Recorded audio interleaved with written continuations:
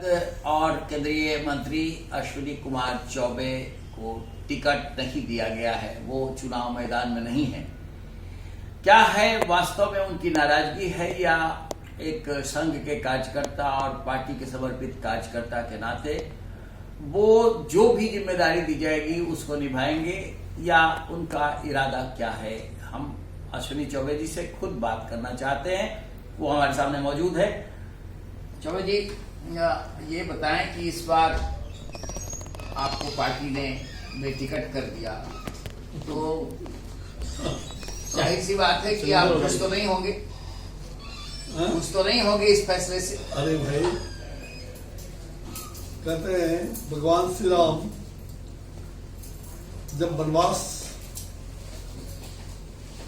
राज्याभिषेक हो रहा था, राज्याभिषेक के पहले उनको वनवास की सूचना मिली, तो भगवान राम दुखी तो नहीं हुए होंगे, हमको जैसा लगता है। मैं भी राम भक्त हूँ और राम भक्त होने के नाते मैं शक्ति का उपासक हूँ। जो विधाता का देन है, मैं विधाता के देन को स्वीकार करता हूँ। कुछ विधाता ने विधान रखा होगा, कुछ मेरे लिए सोचा होगा विधान विधाता ने कि तुम्हें यहाँ यही तक करना है, तो मैं समाज कार्य, राष्ट्र कार्य, अपने पार्टी के कार्य सब में पूरी सक्रियता से लगा हूँ। तो क्या चुनाव प्रचार के लिए जाएंगे, बक्सर चुनाव प्रचार करेंगे? भाई देखिए, मैं पूरे देश में प्रचार करूंगा और पार्टी जहां कहेगी वहां जाऊंगा। सांगठनिक बक्सर जिम्मेदारियां तो मेरा संसदीय क्षेत्र है, मेरा जीवन का जो संकल्प है, बक्सर को जिस ऊंचाई तक मैं ले गया हूं, मैं तो चाहता हूं कि बक्सर और कैसे राजनीतिक क्षितिज पर भी और आध्यात्मिक क्षितिज पर मैंने बक्सर के मान सम्मान को भी आगे बढ़ाया है। सड़क से लेकर संसद तक और अंतर्राष्ट्रीय स्तर पर भी बक्सर की पहचान बनाई है। सिद्धाश्रम, जो बक्सर सतयुग में सिद्धाश्रम के नाम से जाना जाता था, मैंने सिद्धाश्रम के रूप में उसको प्रख्यापित करने का ही नहीं बल्कि उसको स्थापित करने का फिर से जो सिद्धाश्रम के रूप में बक्सर जाना जाए, ऐसा हमारा प्रयास रहा है। और मुझे लगता है कि भगवान राम का वो कर्म भूमि है, विश्वामित्र की तपोभूमि, वहाँ स्वयं भगवान राम के पूर्व 52 भगवान की अवतार भूमि है, माता अहिल्या का उद्धार भूमि है। और लोकतंत्र की, सच कहा जाए, राम राज्य की परिकल्पना का अभ्युदय भी वही ऋषि मुनियों ने वहां देने का काम किया। तो ऐसे सिद्धस्थ धरती का मैं 10 साल तक बाबा केदारनाथ की कृपा से और वहां आया, बिना मांगे मुझे भगवान ने वहां आशीर्वाद से वहां भेजा। आशीर्वाद जनता का बहुत ही लगातार मिल रहा है और मेरे अंतिम सांस तक बक्सर कभी छूट नहीं सकता। बक्सर तो हमारा है, हम बक्सर के हैं और बक्सर लोकसभा क्षेत्र को सजाया है। आगे भी और भी भगवान राम की राम का जो संकल्प है, भगवान राम की दिव्य और मूर्ति जो बनाना है, उसे और भी हम संकल्प को पूरा करेंगे सबके सहयोग से। और मेरा विश्वास है, मैं चाहे मंत्री रहूं या कुछ रहूं या न रहूं, लेकिन बक्सर के लिए हमारे धमनियों का रक्त बक्सर की जनता को बराबर हम सिंचित करते रहेंगे। बक्सर के ऋण को कभी जीवन में हम उतार नहीं सकते। पार्टी नेतृत्व ने आपको क्या बताया, क्यों आपको इस बार उम्मीदवार नहीं बनाया गया बक्सर? मुझे नहीं मालूम, लेकिन आपने शिकायत तो की होगी पार्टी से। नहीं, मुझे नहीं मालूम कि क्यों नहीं, ये तो पार्टी के ही लोग बता सकते हैं, नेतृत्व बता सकते हैं। मुझे विश्वास है कि मेरे काम को, जो मैंने पार्लियामेंट में भी जो काम किया है, पार्टी संगठन में भी जो काम किया है, स्वयं पार्टी ने कुछ महीना पहले ही जो अपने एमपी की दक्षता को निकालते हैं सोशल मीडिया में, उनकी एक्टिविटीज में, उनके हर प्रकार की चीजों को, संगठन की क्षमता कितने प्रवास करते हैं, हर प्रकार की चीजों का जो पार्टी ने निकाला है, तो 1 से 10 एमपी में कुछ महीना पहले जो निकाला था, जो स्वयं प्रधानमंत्री जी उसको अवलोकित करते हैं। मैं गौरवान्वित हूं कि मैं देश में 10 एमपी में चौथा स्थान, तीसरा और चौथा स्थान में मैं रहता था। ये तो एक पहला प्रधानमंत्री जी, दूसरे अमित भाई, तीसरे महेश शर्मा कभी वो, कभी चौथा में मैं, कभी तीसरा में मैं। तो ये आप इस बार कहा जा रहा है कि आपके ही चेला वहां से उम्मीदवार हैं, और आपने वास्तव में कभी उनका अनुमोदन किया था क्या कि अगर उनको आपको टिकट न मिले तो उनको दिया जाए? मैंने किसी का नो मुझे पूछा गया था, हाँ। और नो मैंने किसी का अनुमोदन किया था। जी, ये बात बिल्कुल स्पष्ट है। तो पार्टी क्या दायित्व देने जा रही है? अभी कोई इस तरह का निष्कर्ष निकला है? भाई ये तो पार्टी समय पर जो भी दायित्व देती रहती है मैं करते रहता हूँ। मैंने कभी दायित्व से पीछे हटाने में कभी, और दायित्व का निर्वहन ईमानदारी के साथ मैं पूरा करते रहा। भ्रष्टाचार के खिलाफ जो अलग जगाया है उसे राम राज्य की सीमा तक ले जाने का संकल्प आपका है, उसमें कितना योगदान कर रहे हैं और कितना करेंगे आगे? देखिए, आपने बहुत अच्छा सवाल, निरंजन भारती जी, आप तो एक अच्छे वरिष्ठ पत्रकार रहे हैं जी, निर्भीक पत्रकार रहे हैं, हमारे मित्र भी हैं जी। आपने मेरे कॉलेज जीवन को भी देखा है जी, उसके पहले के जीवन को शायद आपने, छात्र जीवन जो स्कूली जीवन था वो नहीं देखा होगा। मैं बाल्यकाल से राष्ट्रीय स्वयंसेवक संघ का स्वयंसेवक रहा हूँ जी। मेरी ये दूसरी पीढ़ी मैं हूँ, मेरी चौथी पीढ़ी तैयार हो गई। मेरे पोते भी अब संघ की शाखा जाते रहते हैं। मैं राष्ट्र कार्य में लगा था, और राष्ट्र निर्माण के लिए मैं स्वयं 15 साल तक विद्यार्थी परिषद के पूर्णकालिक कार्यकर्ता के रूप में, प्रचारक बनते बनते एक्सीडेंटल मेरी विवाह हो गई, और फिर मैंने उस जिम्मेवारी को भी संभाला, और पूर्णकालिक कार्यकर्ता रह करके मैंने 14-15 साल की जो मेरी तपस्या रही, और मैं 1800 मतलब उस गदर के 1854 के स्वतंत्रता सेनानी मंगल पांडे जी, 1857 के गदर के मंगल पांडे जी को मैं उस समय प्रेरणा का स्रोत मुझे लगता था कि मंगल पांडे ने देश की आजादी के लिए कितनी बड़ी बात की। हम तो आजाद भारत में सपना ले रहे हैं, लेकिन आजाद भारत में भी भ्रष्टाचार हो, आजाद भारत में भी लोगों को भूख और भय से पीड़ित होना पड़े, ये सवाल मेरे स्कूली जीवन से कौंता रहता था।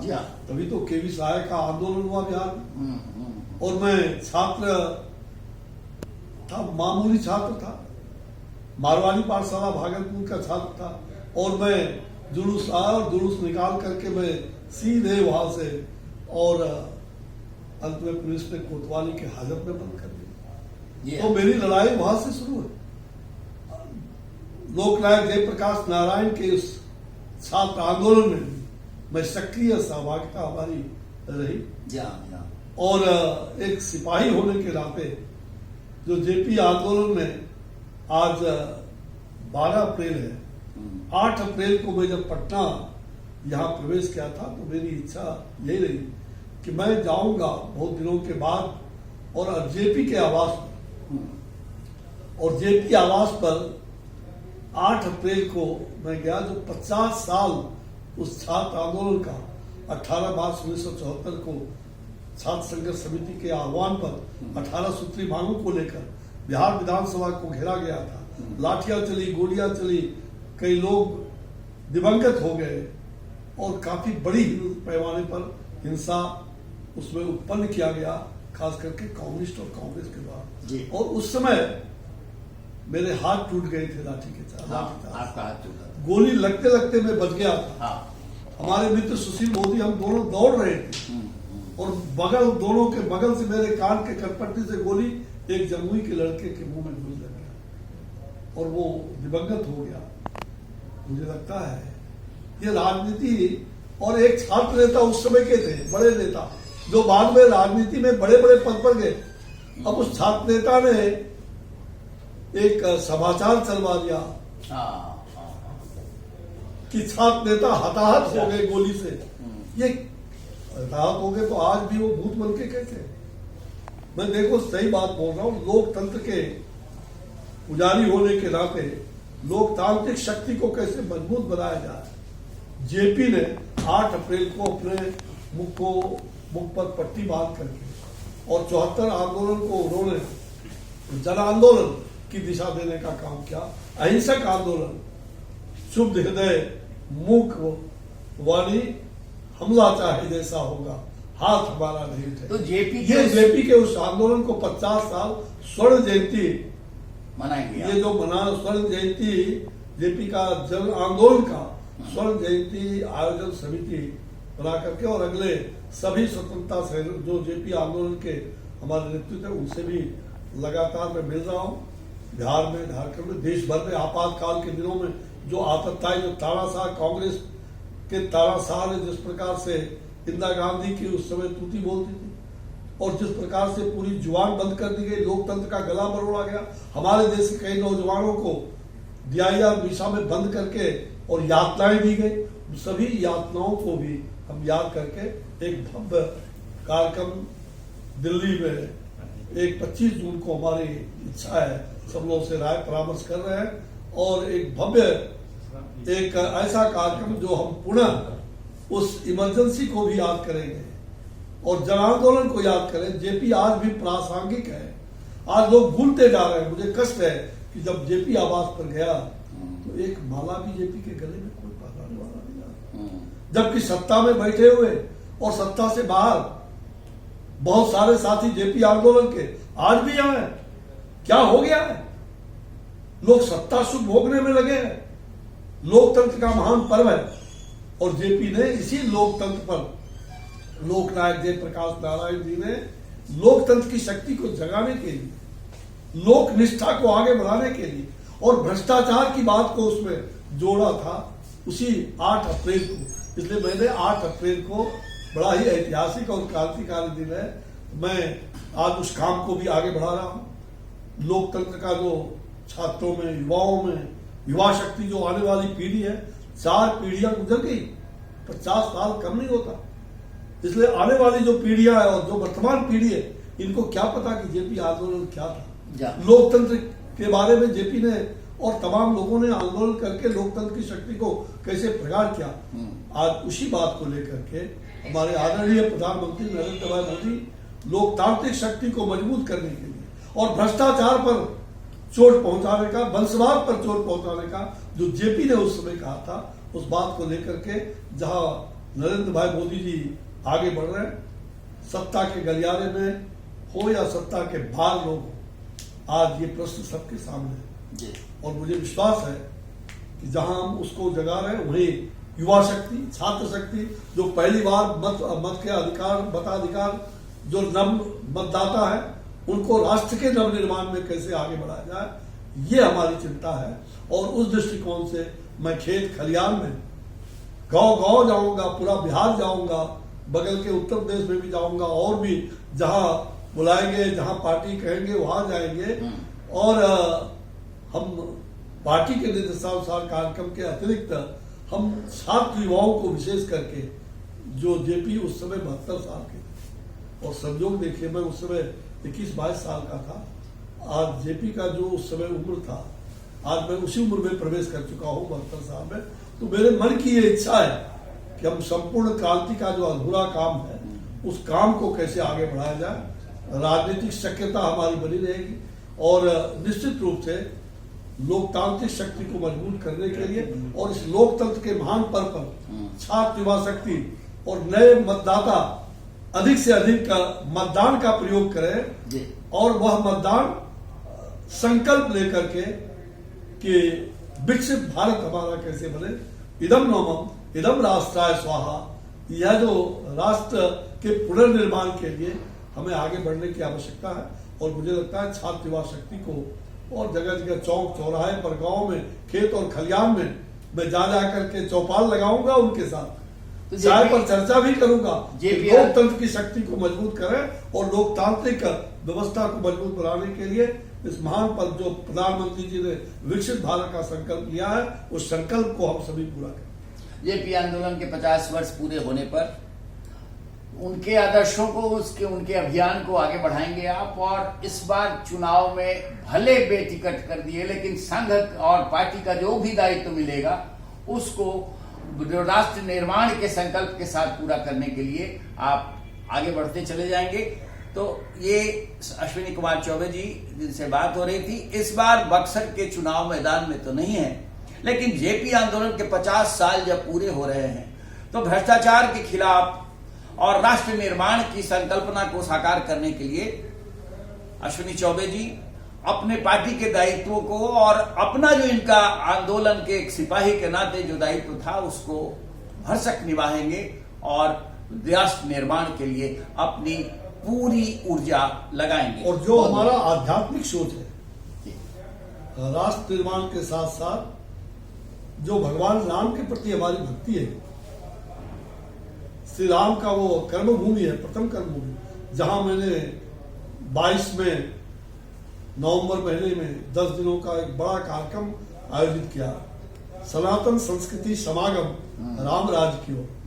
तो हम उस सनातन संस्कृति को आगे बढ़ाने में और भगवान राम की वहां भव्य और दिव्य साधु संतों ने 7 देशों से लोग वहां आए थे, अद्भुत लाखों लोग। तो मैं चाहता हूं कि वो जो सनातन संस्कृति समागम बक्सर की धरती पर, सिद्धाश्रम की धरती पर, वहां भगवान राम की जो भव्य दिव्य मूर्ति भी वहां स्थापना हो, और उसके लिए काम चल रहा है। वो मूर्ति पराक्रमी राम का, श्री राम ने जो पराक्रम करके तारका स्वभाव का वध किया बाल्यकाल में, ताकि हजारों हजार साल तक युवाओं में यह प्रेरणा जगे कि पराक्रम से ही सब कुछ प्राप्त हो सकता है, परिक्रमा से नहीं।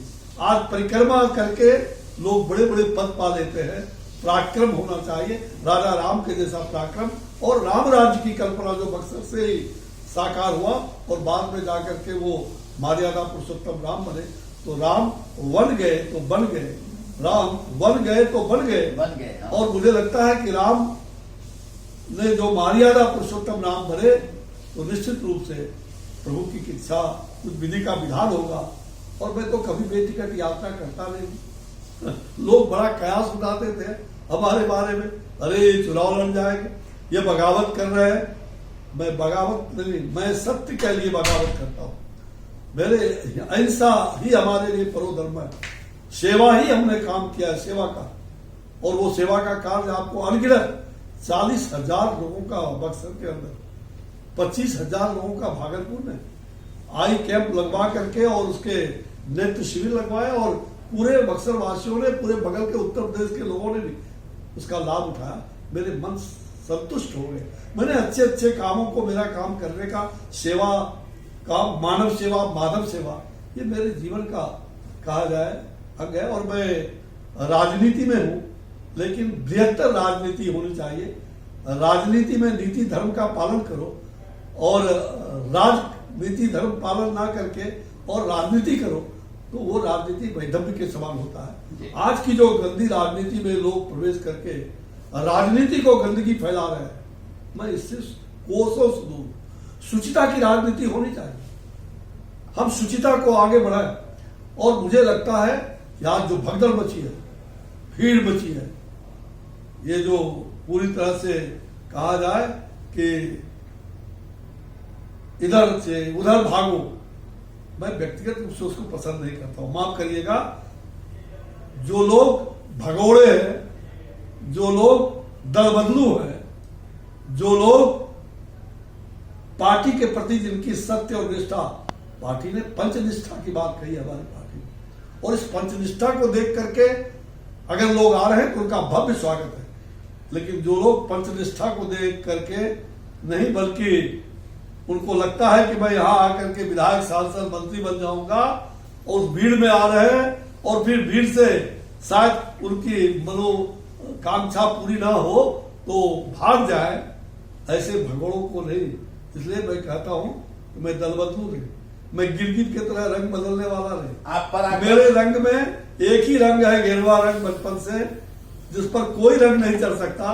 और मेरी अंतिम इच्छा यही है कि मैं इस धरती से भी विदाई लूंगा तो उसी रंग में लिपट करके जाऊंगा। वो लोग सोचे, जो लोग परिक्रमा करके, पराक्रम से ले, जो परिक्रमा करके, और जो लोग भारतीय जनता पार्टी के नीति और सिद्धांत के को लेकर के आए हैं, तो उसको अंतिम दम तक वो पूरा करें, ना कि अपने स्वार्थ की पूर्ति के लिए कभी उधर कभी इधर छलांग न मारने का प्रयास करें। परिक्रमा के नहीं, परिक्रमा की बदौलत नहीं, आप भगवान मर्यादा पुरुषोत्तम श्री राम के पराक्रम की तरह अपना शौर्य प्रदर्शित करेंगे और राष्ट्र निर्माण के संकल्प को पूरा करेंगे। बहुत बहुत धन्यवाद चौबे जी, आपका बहुत बहुत आभार। नमस्कार। हाँ, नमस्कार।